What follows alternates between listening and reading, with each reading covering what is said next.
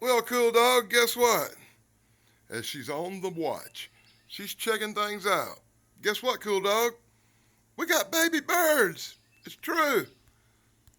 So, to recap, about 12 days ago now, maybe 10 days ago, between 10 and 12 days ago, Stupid Bird built a nest in my roommate's gardening hat. We've been keeping an eye on it ever since.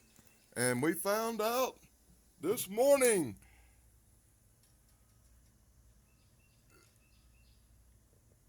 that the eggs had hatched. All but one. One egg ain't hatched yet, but it looks like it may be hatching soon. But either way, quickest I've ever seen.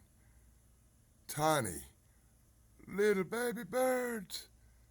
Little baby Rodan birds.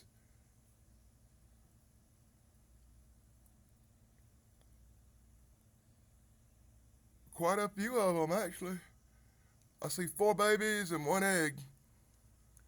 We'll keep you informed on the next developments as they grow and leave the nest.